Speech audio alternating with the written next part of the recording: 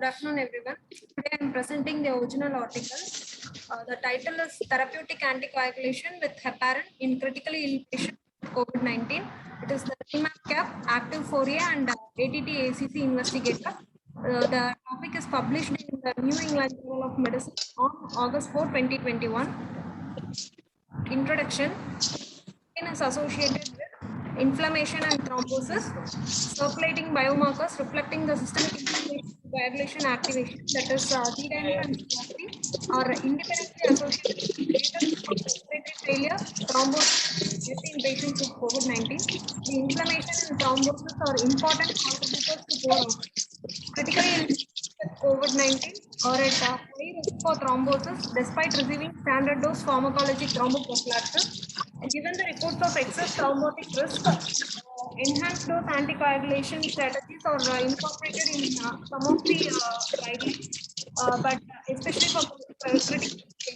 However, the effectiveness and safety of anticoagulation to improve outcomes in COVID-19 are uncertain. The aim of the study is therapeutic dose anticoagulation in patients with severe COVID-19 based on the hypothesis therapeutic anticoagulation would improve outcomes in critically ill patients with COVID-19. This is intended to study the following outcomes. The primary trial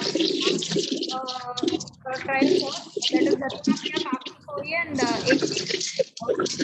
days alive and free of organ failure to day 21. And the secondary efficacy in REMAP-CAP is all-cause mortality at 90 days and hospital stay also censored at day 90. In Active 4A and ATT-ACC, the secondary efficacy endpoints are all-cause mortality in the hospital at day 28 and day 90, and also hospital readmission within 28 days. It also includes the hospital length of stay. The secondary ICU outcomes are ICU mortality at day 90, ICU length of stay at day 90, ventilator free days, and tracheostomy censored at day 28. In Active 4A and ATT-ACC, it is the ventilator free days, hospital free days, free days, and RRT free days at day 28, and also use extracorporeal membrane oxygenation in hospital. The secondary thrombosis endpoints are all thrombotic events like DVT or any ischemic cardiovascular event or a cerebrovascular event or mesenteric ischemia and limb ischemia in both REMAP-CAP and Active ACC trials. The secondary safety endpoints includes the major bleeding, which is defined according to International Society on Thrombosis and Hemostasis definitions, that is the fatal bleeding and symptomatic bleeding in critical area or organ, which is nothing but the bleeding sites or intracranial, spinal, or intraocular or intra-articular or retroperitoneal pericardial bleeding, and bleeding causing a fallen hemoglobin of more than or equal to 2 gram per deciliter, and also requiring a transfusion of 2 or more units of whole blood or packed or disease, and also confirmed heparin-induced thrombocytopenia. These are the secondary safety endpoints. Methodology. The trial design is a prospective, open-label, adaptive, multi-platform, randomized control trial. The 3 international organization platforms, that is REMAP-CAP, Active 4A, ATT-ACC, formalize their protocols and statistical analytic plans to study the effect of therapeutic dose anticoagulation in patients hospitalized for COVID-19 in one integrated multi-platform randomized control trial to accelerate the generation of evidence and maximize the external validity of the results. The 3 platforms included are REMAP-CAP, which is randomized embedded multifactorial adaptive platform trial for community acquired pneumonia. It is for community acquired pneumonia, influenza, and also for COVID-19. And Active 4A is accelerating COVID-19 therapeutic interventions and vaccines, and which is actually active in the name of active. It is Active 1, Active 2, Active 3, Active 4 are there. The Active 4 is especially for the antithrombotic agents in COVID-19. Active 1 is for immunomodulators in COVID-19, and Active 2 and 3 are monoclonal antibodies as outpatient and inpatient treatment in COVID-19. ATT-ACC, which is antithrombotic therapy to ameliorate complications of COVID. The study population All three platforms enroll patients who are hospitalized for COVID-19. Although REMAP-CAP enrolled suspected also confirmed COVID-19, only patients with the infection confirmed by laboratory testing were included in the primary analysis. Severe COVID-19, as per the study definition, is the COVID-19 that led to the receipt of respiratory or cardiovascular organ support in an ICU, which is nothing but the organ support means the respiratory support or cardiovascular support, which is either invasive or non-invasive mechanical ventilation or high flow nasal oxygen. In the means of cardiovascular, it is inotrope or vasopressor support and also extracorporeal membrane oxygenation. Study period, it is actually ongoing in nature. During COVID-19 pandemic, the outcome for each patient is followed up to a maximum of 90 days. Here in the published study, the data were collected till April 8, 2021 are included. And the study plays, it is a 3-platform network spanning 5 continents. Inclusion criteria. The inclusion criteria in REMAP-CAP is adult patients who are hospitalized COVID-19 with expected length of stay more than 48 hours, and that means the patient not expected to be discharged today or tomorrow, and with suspected or confirmed COVID-19, and enrollment window includes less than 48 hours from ICU admission or initiation of ICU level care. In active FORIA and ATT-ACC trials, the inclusion criteria includes adult patients of age specified as more than or equal to 18 years with expected hospital length of stay is more than or equal to 72 hours with confirmed SARS-CoV-2 infection, that is confirmed COVID-19, and the enrollment window includes less than 78 hours from admission or confirmation of COVID-19. Exclusion criteria. Exclusion criteria, all three includes actually thrombocytopenia of less than 50,000 and HB of less than 8 because of risk for potential bleeding to anticoagulation drugs given here, and known or suspected history or previous history of heparin-induced thrombocytopenia or allergy or hypersensitivity to heparin, and also patients on dual antiplatelet therapy.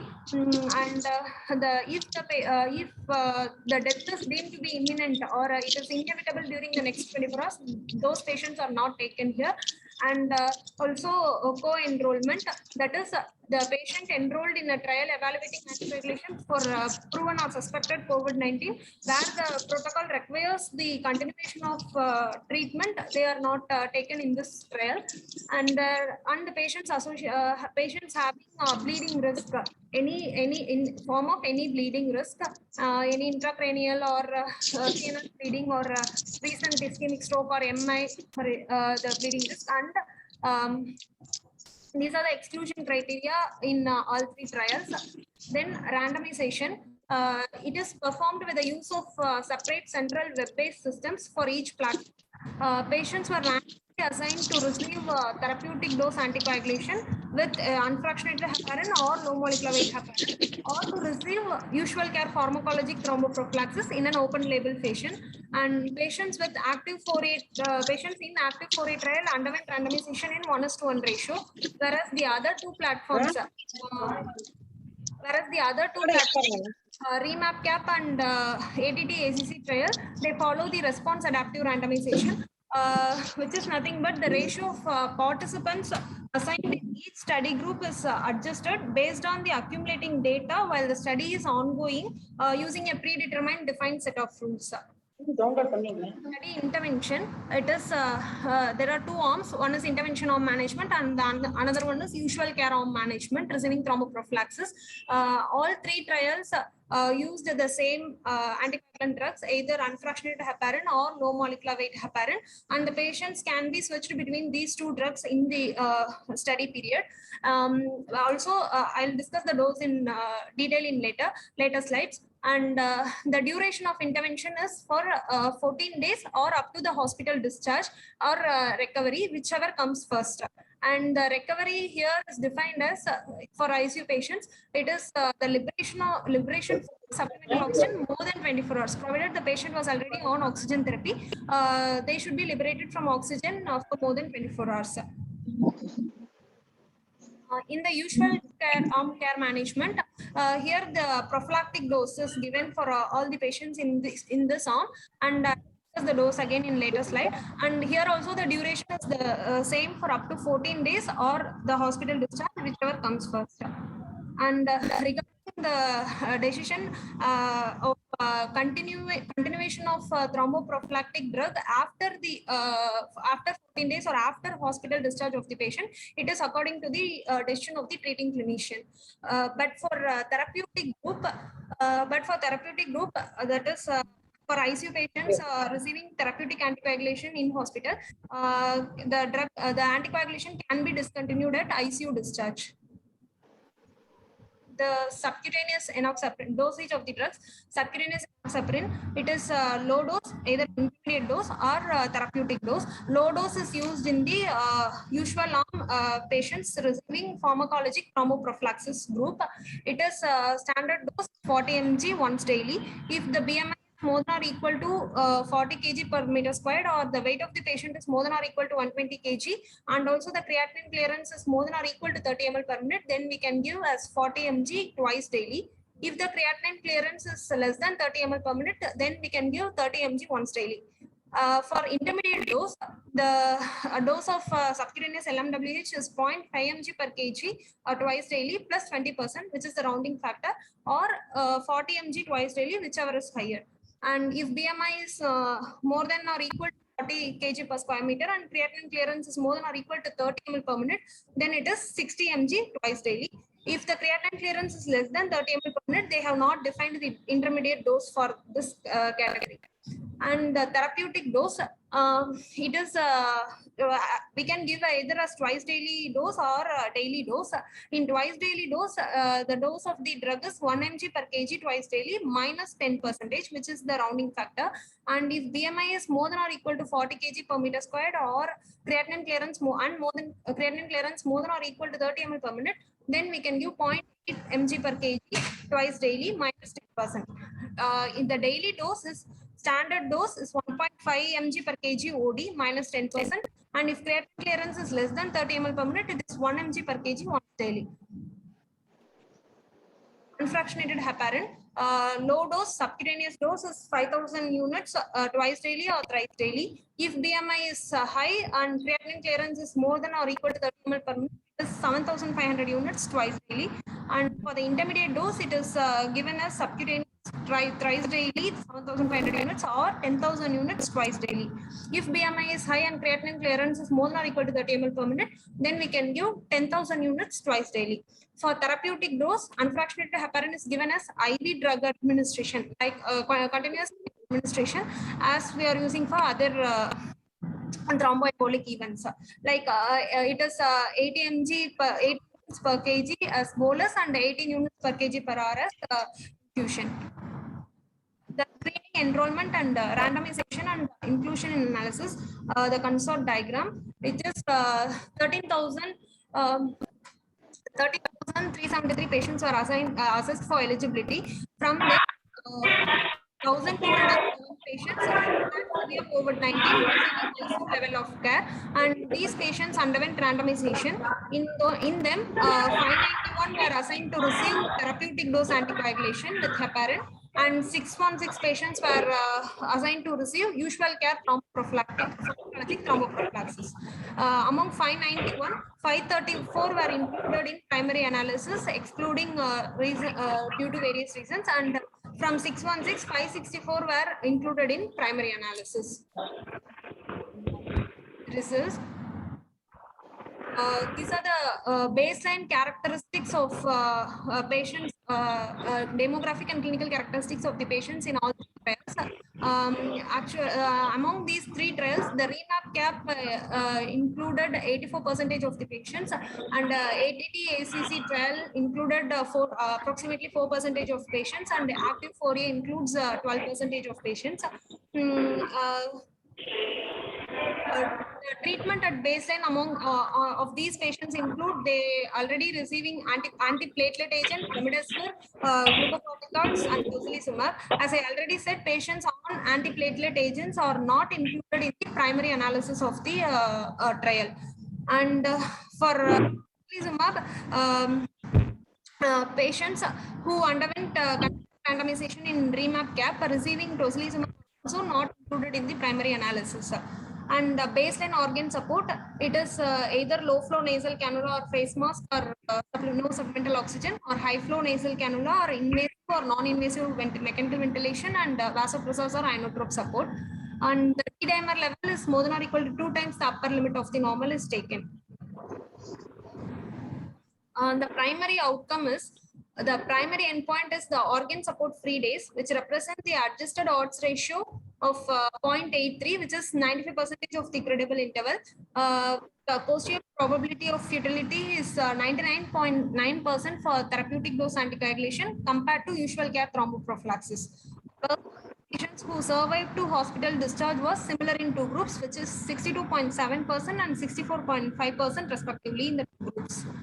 And the secondary efficacy outcome shows major thrombotic events or death was similar in the two groups, which is 40.1% in therapeutic group and 41.1% in thromboprophylaxis group. The secondary safety outcome, that is the major bleeding occurred, is 3.8% of the patients assigned to therapeutic dose anticoagulation and 2.3% in usual pharmacological thromboprophylaxis. So the consolidated results, or the number of days free of organ support, had a 95% probability of, I will show this in the table later. The number of days free of organ support had a 95% probability of being inferior when compared to the therapeutic dose anticoagulation to the usual care thromboprophylaxis. And also there was 89% probability that therapeutic dose anticoagulation led to a lower probability of survival to hospital discharge than usual care thromboprophylaxis. So the above results refute the hypothesis that routine therapeutic dose anticoagulation benefits the critically ill patients with COVID-19. So this is the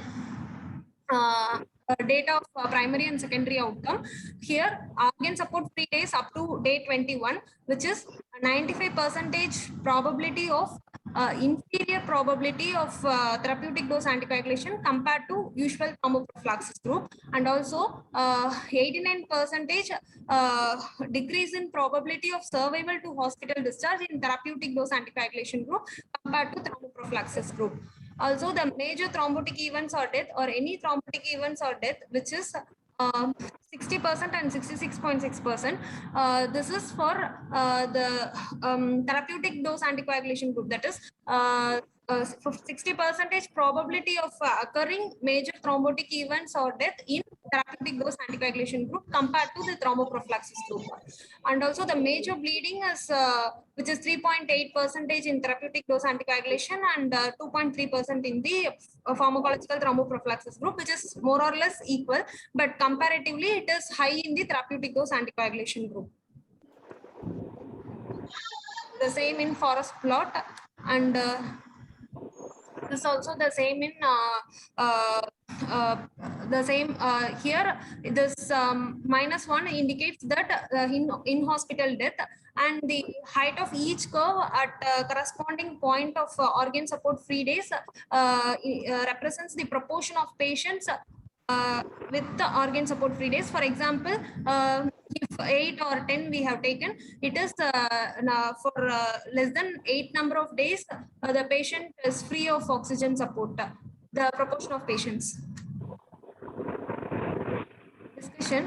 In this multi-platform randomized control trial involving more than 1,000 critically ill patients with confirmed COVID-19, therapeutic dose anticoagulation did not increase the probability of survival to hospital discharge or the number of free days of organ support, and it had a 95% probability of being inferior to usual care pharmacologic thromboprophylaxis. Also, there was an 89% probability that therapeutic dose anticoagulation led to a lower probability of survival to hospital discharge than the usual care thromboprophylaxis.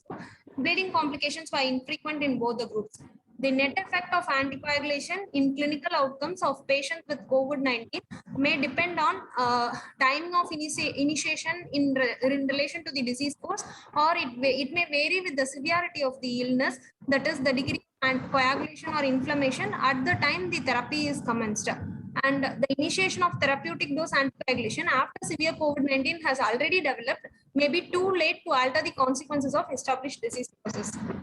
And the autopsy findings in patients with COVID-19 and severe ARDS have included microthrombosis, but also the alveolar hemorrhage. It is possible that in the presence of marked pulmonary inflammation, therapeutic dose anticoagulation might exacerbate this alveolar hemorrhage and it will lead to worse outcome.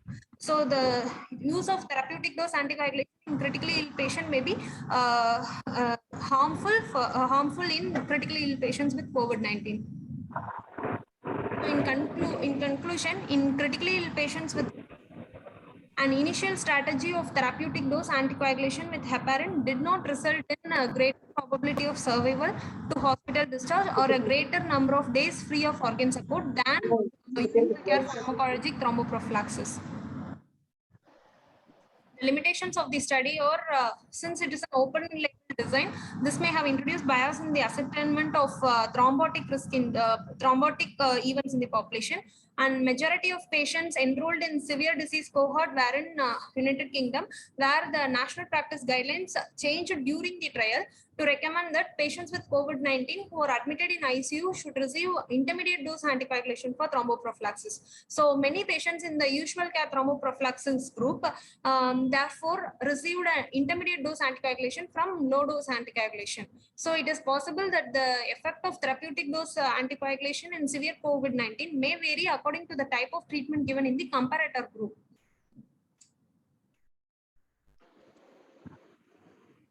Critical appraisal of the article, and regarding the journal, it is an international peer-reviewed weekly journal.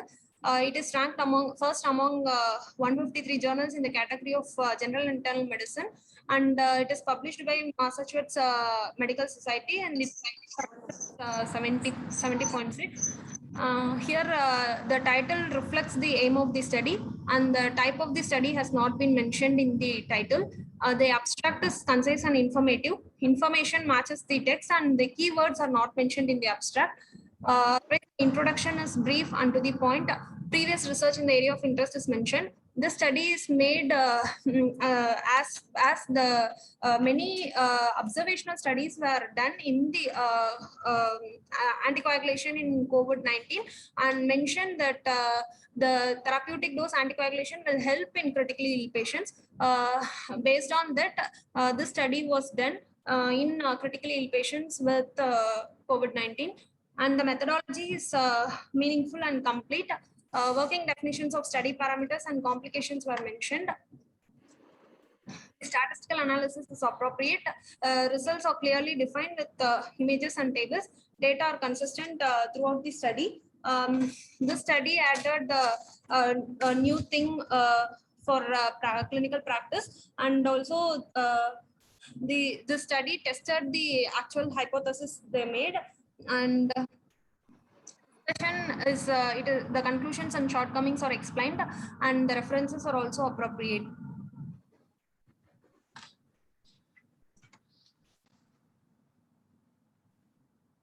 Thank you, Pavitra, for. Am I audible, madam? Yes.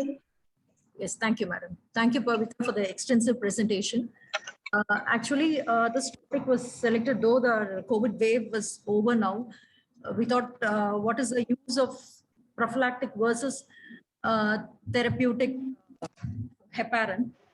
And this study was based on almost so many trials have been happening over the past 1.5 years for this both prophylactic for anticoagulants per se. And as we know, COVID-19 is a prothrombotic state. It is a systemic inflammatory disease, and heparin might help. So when do we start heparin, and how does it help the patients, and what was the outcome? So almost 75 trials have been going all over the world. And this study particularly was based, when it was a multi-platform study. It was done across 5 continents, and from India, we had Apollo hospitals throughout Chennai. All the Apollo hospitals were participants in the study. And so we thought we would discuss this. So what are the pros and cons of this study? One is that they say both therapeutic and prophylactic dose, therapeutic dose doesn't have a edge over the prophylactic dose, especially in critically ill patients. So they started with the hypothesis that it is beneficial because they had some studies, though not done in a large scale. And we have so many other trials which supported this study, like Inspiration trial, Rapid trial. And we also had a journal, we also had an article, Action trial, published in the Lancet in the mid-June, which also says therapeutic versus prophylactic anticoagulation for patients admitted to hospital with COVID-19 and elevated D-dimer concentration. They didn't have a therapeutic dose, didn't have an edge over the prophylactic dose. This study they had actually done in both stable and unstable patients. Stable patients, they had given oral anticoagulants like rivaroxaban, and for unstable patients, they had given enoxaparin. And they had followed up the patients in ICU with the oral anticoagulant for almost 30 days. And also this study also proves that there is no edge of a therapeutic anticoagulation over prophylactic anticoagulation. So the reasons may be multifactorial. As we know, the thrombus formation, it is orchestrated by so many things like the platelets, the endothelium, and cytokines, and so many factors. So the starting, as she said, as the investigators have pointed out, the time of starting the so maybe when they land up in ICU, we are too late because everything has happened already, and the coagulation cascade has happened already. So we may be too late in starting a therapeutic dose of heparin, and it may not have any effect because the antithrombin 3 is what acts particularly in heparin, low molecular weight heparin. So it may not act over the cascade of thrombus there. And maybe we might need some fibrinolytic, direct fibrinolytic agents, which might help out. So that is a question that we'll have to answer. Looking back at our experience in our own hospital, I think the therapeutic dose, we have started the therapeutic dose, you can correct me if I'm wrong. We generally had started the therapeutic dose only after the patient lands up in ICU. Till then, we had them on a prophylactic dose. And interestingly, the same team had also done another study which says that therapeutic anticoagulation does have an edge over the prophylactic dose in patients with non-critically ill, that is a moderately symptomatic group. So the bottom line is we have to start it early, maybe, and still it is $1 million question whether we need to move forward with a therapeutic dose or we still start them with a prophylactic dose.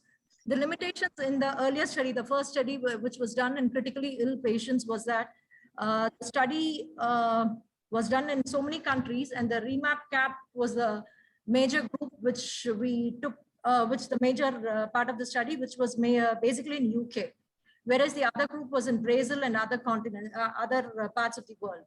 So the UK group had, in between the trial, their low dose, the prophylactic dose was stepped up to an intermediate dose. So maybe that's why there was a difference in the outcome in the critically ill patients. That may be one. And 20% of the therapeutic in the patients in the therapeutic arm actually had not received the full therapeutic dose as they were given in the definitions. So that also contribute to the outcome of the study. So that being very trivial percentage. But again, the final study, other studies they've given in non-critically ill patients states clearly that prophylactic dose has an edge over the therapeutic dose.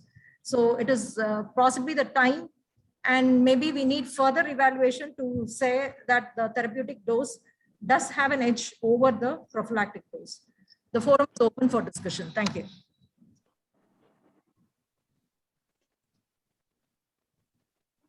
Thank you, Dr. Pavitra, for the detailed appraisal, critical appraisal of the article. Am I audible?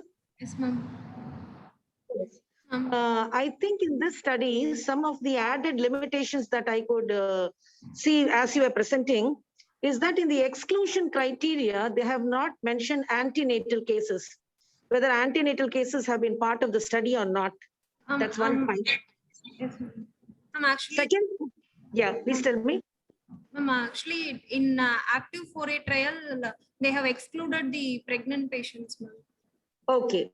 Second thing is they have not mentioned whether this is the first infection of COVID or it is the second infection of COVID. Okay. Which is the, whether all the study were done within the same variant of COVID or the Yes, second madam, variant the of COVID. study, You have the first wave, madam, second can I wave. interrupt? The study was done from April 2020 to December 2020. So which is the first wave? Yeah, it was in the first wave. The study was, though it is published now, the study was done in April 2020 to December 2020. And Okay. the control group came in and came out within 2 weeks. So that also had an impact on the study.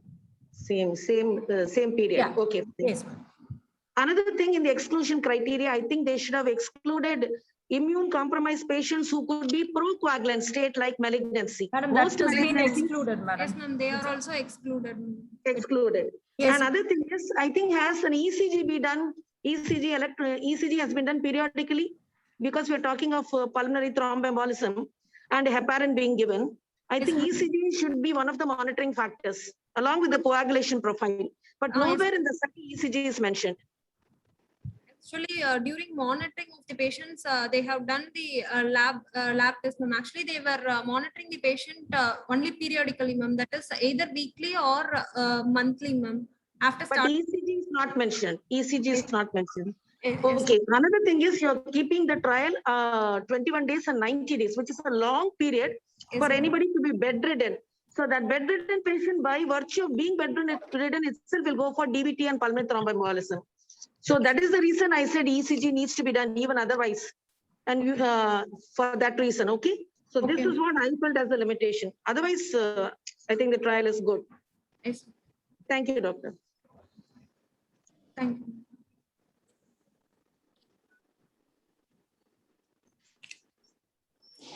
Anybody else, please? The faculty can join in. Madam. Yes, Yes, sir. sir. Madam, it's a nice talk by Dr. Pavitra, because like we know that like the COVID has got more questions than answer. Like it was nicely summed up by Dr. Namita. Thank you, sir. So when do we intervene with heparin? So that's $1 million question. That's what she said. Like, of course, we know that like it has got more questions than answers. So that is the situation. But despite having experienced with almost more than 25,000 cases in the past 2 years, we know pretty well that like certain things are it's already been established, like it's a thromboinflammatory disease.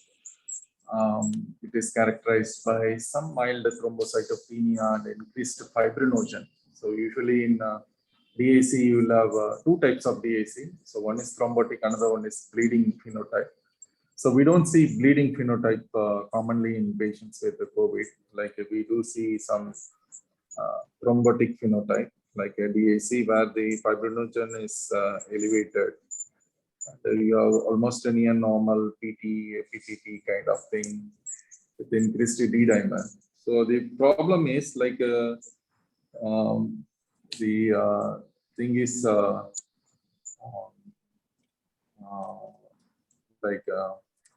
when do we intervene? Like so. Has already been alluded by Dr. Namita. Like so, the same in New England Journal of Medicine. Like we had a couple of weeks before this journal, there was an article on the therapeutic heparin in non-critically ill patients, and it has got some survival advantage.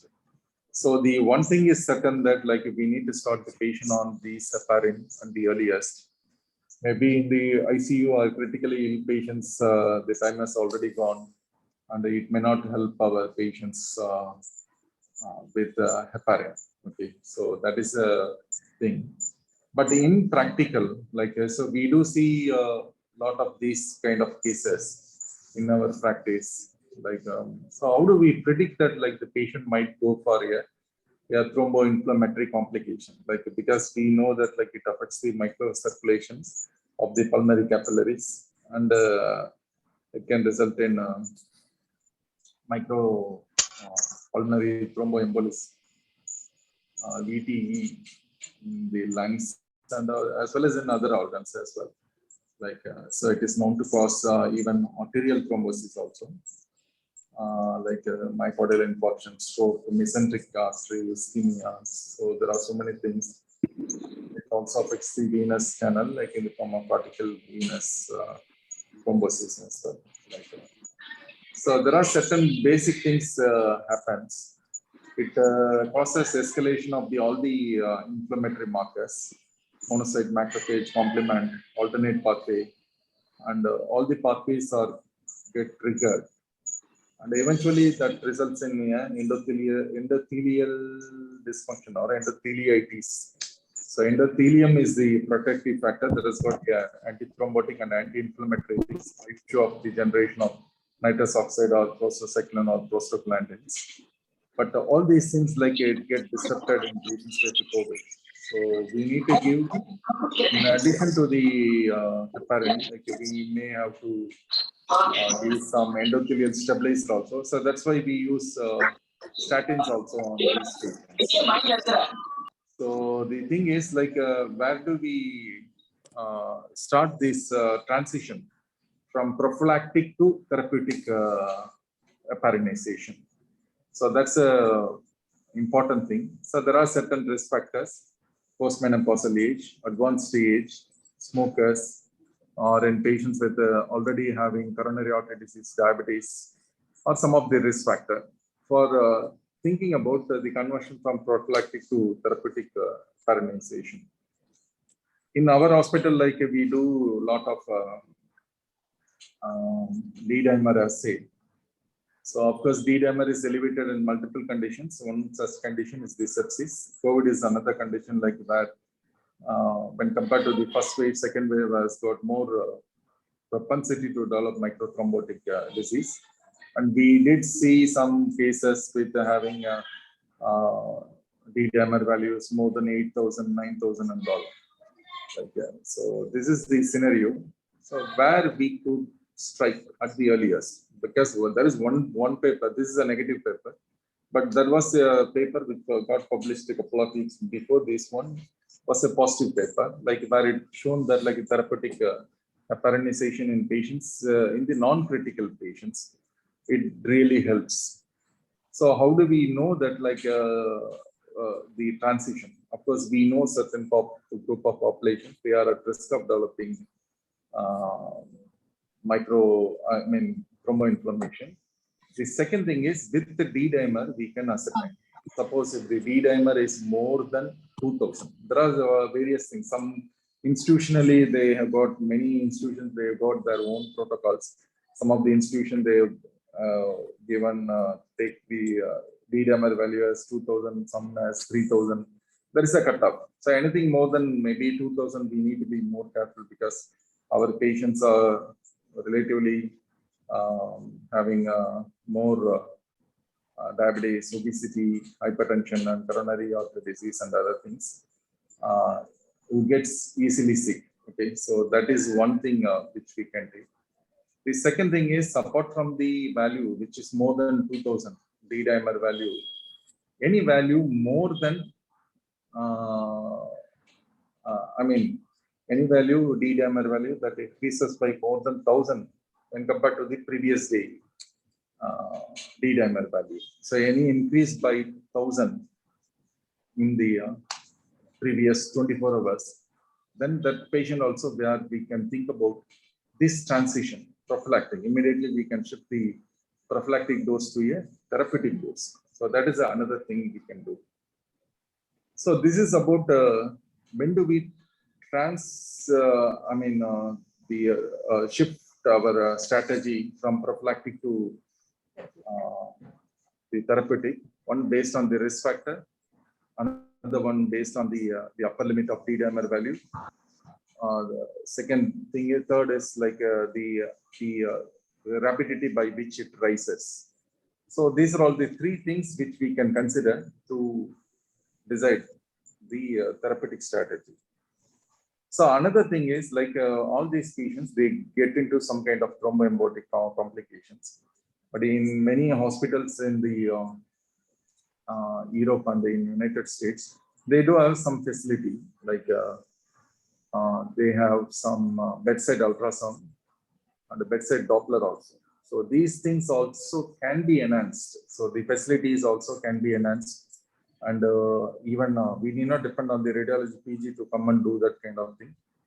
Because ultrasound is one thing, like in the critical care setup, like our physicians, the intensivist can handle that kind of thing. We need not depend on the radiologist to come and perform a ultrasound. So this ultrasound and the renal Doppler really can help us to, not renal Doppler, it's a venous Doppler of the lower limb, DVT. So this can help us to find out whether these patients are at risk of developing any pulmonary embolism also. Because the pulmonary embolism ultimately it culminates in pulmonary embolism. The incident rate ranges from 16% to 60% in various studies. Maybe these things were not been studied in our population, in Indian population, maybe for various reasons, because of the documentation of the pulmonary embolism through CT angio or CT pulmonary artery. These things were not routinely done. But we can do, as Stipriya madam said, like we can do daily ECG and we can try to find out the RA dilatation or RV strain or the tachycardia, persistent tachycardia, and S1, Q3, T3. Of course, it's not a very common thing. Like so, only in 30 to 40% you can see this S1, Q3, T3, not in all patients. So these are all some of the technical problems which we may face in a critical care setup. So ideally, what we can do is we can do a bedside ultrasound. So that is a most reliable one, and we can do a screening for a venous Doppler of the lower limb. The third is like we can do daily ECG and in critical care patients, and in case of suspicion, we can do a echocardiogram. So these are all some of the things which we can do to find out like whether any pulmonary thromboembolism has occurred or not. Like, of course, we don't see that X-ray part of it, because I'm not so convinced about some radiologist reading the X-ray and giving us the report, because in a busy tight schedule, like when they are overwhelmed with 200, 300 cases, they may not have time to spend little in detail to analyze whether the patient has got pulmonary embolism or not. So there are various signs, Hampton's, or Western Mark sign. So there are various things are there, but only when individualized care is given, when we see the X-ray and we analyze, we may be able to pick up more cases like that. So that is also another lacunae which I have found here.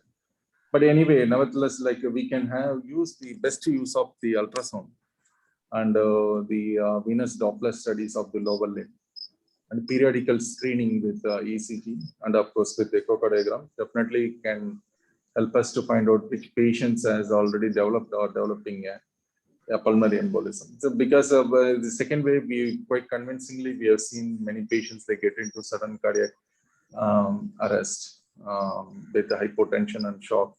So that's a massive pulmonary embolism could result in hypotension and shock. So that's eventuality by which most of our patients they face their death. So we need to use this apparent. So we should know how to transit from prophylactic to therapeutic based on the risk factor, D-dimer value, and the rapidity by which it rise, and the monitoring. So by using ultrasound, venous Doppler, ECG and echo. So I think that would give us some practical implication to this article, because having known that like a therapeutic would not help in a sick patient, it's not going to help us, because we need to avoid this critical patient going into the critical stage. So that is more important. Like I think we should take some practical implication from this study. Hope the thing what the Dr. Pavitra and Dr. Namita and Mr. Priya has already told in detail. Like we should, I mean, practically we should imply that in the clinical management. So I again congratulate Pavitra for her lucid talk on the therapeutic heparinization in patients with COVID. Thank you.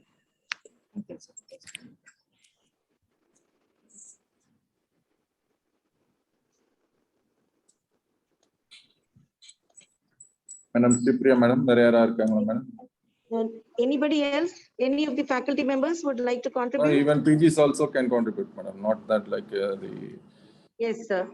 Postgraduates also most welcome to give your analysis.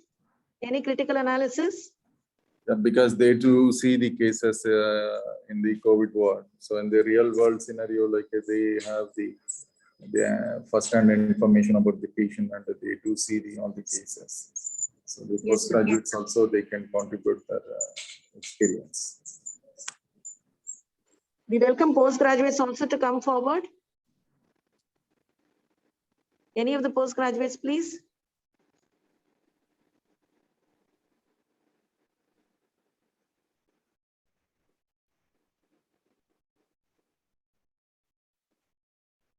You can even tell about some other studies similar to this, or your experience with regard to this study.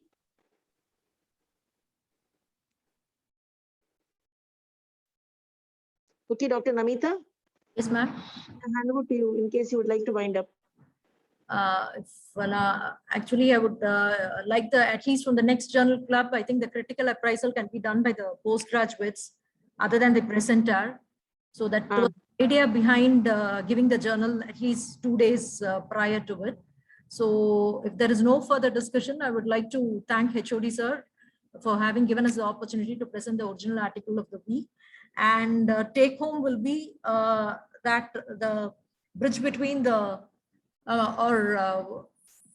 to move from the prophylactic to therapeutic, it is just a narrow tight rope walk, and we'll have to keep monitoring. The bottom line is keep monitoring the patient and also the laboratory values. Once, as sir said, once we realize that the D dimers are raising 2 times the normal or a jump of 1,000 in a single day, maybe we'll have to switch over from a prophylactic dose of heparin to therapeutic dose of heparin, and not wait until the patient lands up in ICU.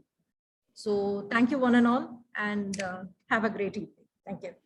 Thank you, Doctor. Thank you. We'll wind up Dr. Pavitra. Yes, ma'am. Thank you. Thank you, Doctor.